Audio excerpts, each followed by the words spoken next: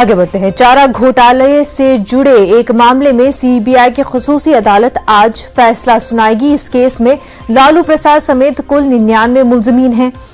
वाज़ेह रहे कि यह मामला डुरोंडा ट्रेजरी से 139 करोड़ रुपए गैर कानूनी तरीके से निकालने से जुड़ा हुआ है। इस मामले की समाअत के दौरान इस्तगासा ने 550 से ज्यादा गवाहों के बयानात रिकॉर्ड किए।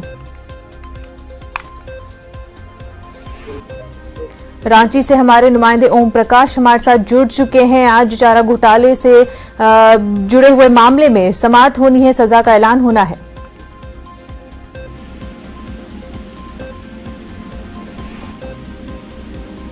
ओम, आप तक हमारी आवाज पहुंच पा रही है? हाँ जी, बता दें कि चारा घोटाला से जुड़े मामले आज लालू यादव के खिलाफ फैसला आना है।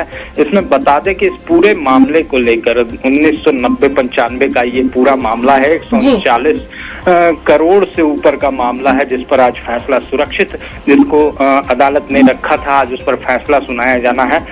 देखना होगा कि क्या कुछ फैसला आता है। उसके बाद लालू यादव की मुश्किलें घटती हैं या बढ़ती हैं, क्योंकि जिस तरह से पिछले 4 मामलों में हमने देखा कि लालू प्रसाद यादव के खिलाफ फैसला आया था, उन्हें दोषी करार दिया गया था। इसमें भी दोषी करार दिए जा चुके हैं। तो देखना होगा कि अदालत की तरफ से क्या कुछ फैसला आता है। उसके बाद क्या लालू प्रसाद यादव को जेल जाना पड़ता है। तो बहरहाल कुछ चंद घंटों का इंतजार है।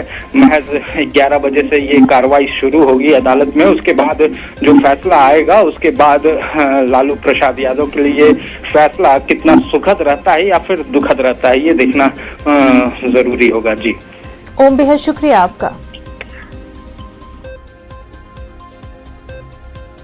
आगे बढ़ते